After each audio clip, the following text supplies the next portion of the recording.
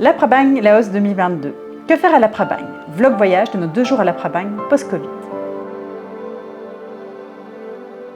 Voici pour notre première journée à la Prabang. Alors si vous avez suivi nos vidéos, là nous sommes arrivés hier soir via AirAsia ici à la Prabang.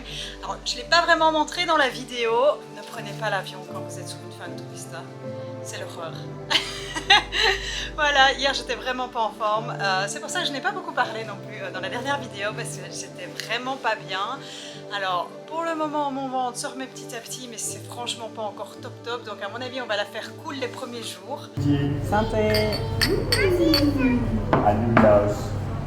Ce que je trouve super chouette ici à la Prabang, c'est que déjà la ville en soi est très jolie.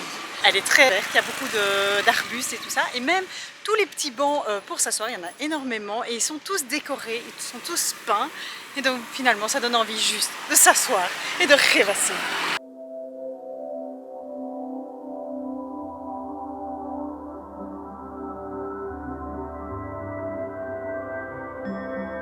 La Prabang, c'est quand même le paradis, le royaume du tuk-tuk et du taxi. Je pense qu'on peut facilement dire que 80% des véhicules ici, ce sont que des véhicules pour touristes. Donc entre les petits vans, les tuk-tuk, ceux qui sont en mobilette pour te transporter à gauche à droite, il n'y a que ça. Et donc toutes les 2 minutes, on nous propose waterfall. Un waterfall, ce sont les cascades qui est ici tout près, qui visiblement est la chose que chaque fois tous les touristes font. Alors nous on les a déjà fait, c'est vrai, donc oui, tous les touristes le font. On les a déjà fait en 2019, on y retournera peut-être, je ne sais pas encore. Mais donc voilà, en fait on essaye tout le temps de nous alpaguer pour aller faire ça. Ah, no, thank you.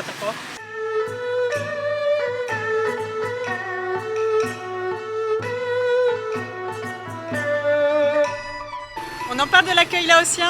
Alors, on a été accueillis par un monsieur qui parle français. Donc ici, beaucoup de personnes âgées parlent français. Ils ont appris le français à l'école. Et ce monsieur, nous entendant parler français, est venu à notre rencontre. Il a discuté avec nous et il nous a emmené voir sa maison de style Lao, maison magnifique, qui loue à la base en guest house. Alors, monsieur ne reçoit plus de touristes parce qu'en fait, depuis la pandémie, il n'y a plus assez de tourisme, donc il ne reçoit plus que la famille. Mais depuis le Covid, malheureusement, il a dû fermer. Et alors, ça nous a permis de comprendre quelque chose. On avait difficile à trouver un logement ici à la Prabang. On pensait que tout était plein, que tous les hôtels étaient pleins et que c'est pour ça qu'on ne trouvait pas. Mais non, c'est pas à cause de ça. C'est parce que beaucoup de guest houses locales ont dû fermer. Oh, une morte. Ça vient de commencer avec le chemin de fer. Et donc ils n'ont gardé finalement ouvert que les grands hôtels. Là il y a toujours moyen de trouver, mais évidemment c'est plus cher, c'était pas dans notre gamme de prix. Mais au niveau des guest houses, ça a fermé. Et ici, s'il veut rouvrir au public, il doit repayer des taxes, il doit redemander les autorisations. Et donc ici, il a décidé de ne pas encore le faire cette année. Ce monsieur le fera peut-être dans les années suivantes. Maintenant, il commence à être âgé. Et c'est pourquoi, au jour d'aujourd'hui, il est difficile de trouver du logement par rapport à d'habitude. Alors aussi, il nous a expliqué un peu aussi au niveau du masque. Le port du masque ici, à la Prabang, n'est plus du tout obligatoire. Alors en Thaïlande aussi, au fait, il n'était plus obligatoire, mais culturellement parlant, ils ont tendance à plus le garder que ici à la Prabang, non, ils ne le gardent pas. Ce n'est pas dans leur culture de porter un masque, donc dès qu'ils ont pu ne plus le porter, ils ne le portent plus. Alors c'était une visite hyper intéressante, c'était vraiment chouette d'avoir cet accueil pour les enfants. On a appris plein de choses sur l'histoire du Laos. Vous avez vu une carte faite pendant la colonie, Ah ouais. l'on Prabang. Où était la prison? Oui, la prison, non, c'est pas la prison, c'est Sofitel. La prison, c'est le Sofitel? Oui, c'est vrai. Sur les coutumes au Laos et notamment sur le fait de se déchausser. Alors nous on a l'habitude de se déchausser dans certains endroits et on pense que c'est plutôt pour des questions religieuses, mais en fait ici pas du tout. Il nous a expliqué que c'est dans la culture parce que dans le temps les Laotiens surtout travaillaient dans les champs et donc quand ils rentraient chez eux ils devaient se déchausser et il y avait même une bassine pour se laver les pieds avant de rentrer dans la pièce. Là, c'est commencé par l'animisme, on croit aux fantômes, etc. Et puis l'hindouisme, et puis le bouddhisme qui a fait changer un peu. Et puis c'est le christianisme catholique. Et maintenant c'est le mélange des deux. Et au jour d'aujourd'hui, ce monsieur en tout cas se définissait comme, n'ayant pas vraiment, il est bouddhiste, mais il est ouvert à plein d'autres cultures parce que ça fait partie de son histoire, ça fait partie de l'histoire du Laos. Et il y a eu aussi beaucoup cette imprégnation française et qui lui est très marqué par ça. Pourquoi? Parce que lui, il a appris le français, il est linguiste et il donne des cours de français. Il a aussi voyagé pas mal. Parce que vous avez l'habitude de dire, si vous croyez pas, vous dites mon œil, n'est-ce pas? Oui, oui, oui. Mais de comparer au Laos, c'est pas ça. Ah, on dit pas mon œil en là-haut. Non, c'est plutôt le en bas. Ah, On le dit aussi en français. Et donc pour lui, l'impact du Covid a été très important pour lui et toute sa famille parce qu'en fait, tous ses proches tiennent au fait une guest house. Donc toutes les guest houses sont reliées les unes aux autres. Ça fait une grande maison avec plusieurs guest houses côte à côte. Mais avec le Covid, malheureusement, il a dû fermer. Au jour d'aujourd'hui, il accueille encore des gens, mais il accueille que sa famille. Ça, ils ont le droit de le faire. Ils ont demandé une autorisation spéciale pour le faire. Mais il n'accueille plus du tout de touristes. prenez soin de vous, merci. Merci à vous. Oui.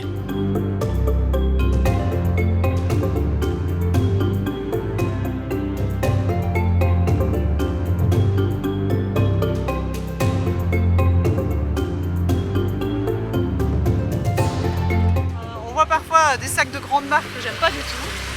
Et là, c'est des sacs qui sont tout simples, en couture, c'est beau, ça me rappelle ma machine à coudre, elle me manque. Donc, franchement, c'est très joli, j'aime bien. J'en reprendrai bien un, mais le problème, c'est que je vais le mettre tout dans mes valises. À mon avis, je vais quand même convaincre Benoît d'en acheter un.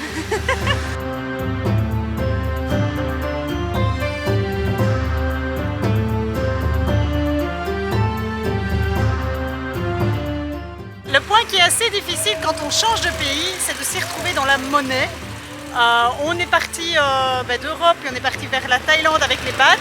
Maintenant, nous sommes au Laos avec les kips et les kips, c'est des gros montants à devoir gérer. Quand je vois les prix 10 000 kips, je n'arrive pas du tout au jour d'aujourd'hui à évaluer à quoi ça correspond. Donc à mon avis, de nouveau, il va nous falloir quelques jours pour arriver à se réhabituer à tous ces chiffres, à tous ces zéros. Et puis on est devenu millionnaire. Hier, j'ai sorti 2 millions de kips. On est riches. On est riches.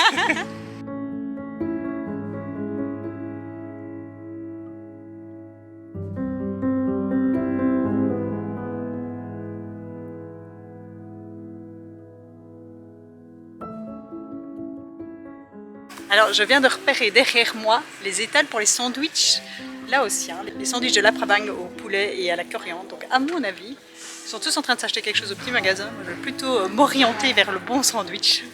Là où je voulais manger le sandwich au poulet, en fait la madame, elle a déjà fermé, elle est ouverte que le matin. En fait il n'y a même plus rien. Le restaurant où on mange à midi, c'est celui qui est derrière nous, mais il est fermé.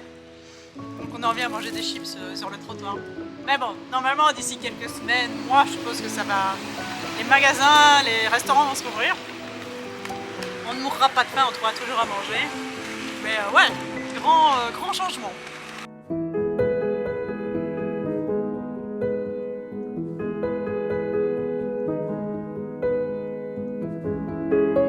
Alors ça c'est ce qu'on peut voir à peu près partout dans la Prabang. C'est qu'il y a énormément de locaux qui sont mis à louer ou à vendre. C'est triste, c'est vraiment lié au Covid. Il y en avait vraiment, avant tout était rempli. Maintenant je pense même que ce restaurant-ci, c'est celui où on venait manger à chaque fois en 2019 parce qu'on y mangeait très bien. Mais voilà, il est à remettre. En fait, c'est terrible parce que je reconnais pas du tout, parce que ça manque de monde. Tout est quasiment fermé. Il y a quelques touristes backpackers. Il n'y a quasiment pas de Laotiens. Pour vous donner une idée générale, la rue dans laquelle je suis, c'est la rue principale, c'est la rue la plus attractive, qui bouillonne, c'est la rue où il y avait les commerces, les restaurants, les plus beaux hôtels. C'est la rue du marché de nuit. Eh bien, regardez derrière moi. Et maintenant, je vais me retourner. Il est midi, il n'y a personne au Laos, il n'y a personne à la Prabang. Le Covid a fait des ravages, c'est monstrueux.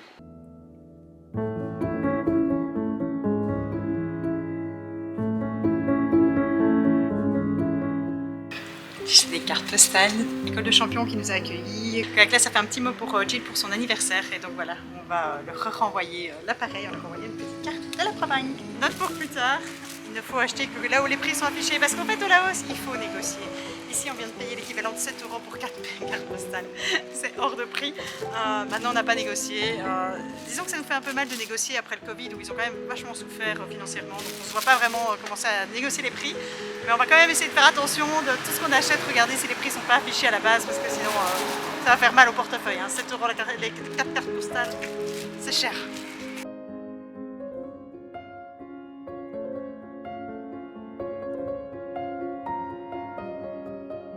Cette matinée a été pleine d'enseignements. Oui, mais voilà, c'est vraiment un retour à la Phra Bang qui est très très chouette. C'est bien de se retrouver ici, on voit que c'est très différent. Ça a changé. Ouais, ici on sent vraiment l'impact du Covid. Ouais, par rapport à un Bangkok bien bruyant, ici le Covid ils l'ont bien ressenti, ouais. Mais on sent qu'il y a une certaine dynamique pour revenir à... Oui, qui se remet en place. Et alors ce qui est marrant, on a l'impression qu'ils ont vraiment pris aussi ce temps de pause pour bien réaménager, renettoyer. On sent vraiment la ville est très agréable et on vous invite vraiment à venir à la Phra Bang. Ça fera du bien, je pense, pour les Laotiens et puis aussi pour vous parce que c'est vraiment un chouette endroit à voir. C'est vraiment très très beau. Avant de vous laisser. Outre le célèbre pont en bambou, le légendaire vieux pont français de la Phra Bang est une autre attraction locale quelque peu unique. Voilà, c'est parti. Alors, sincèrement, le plancher, il n'est pas hyper solide. J'ai surtout très peur pour Yoko.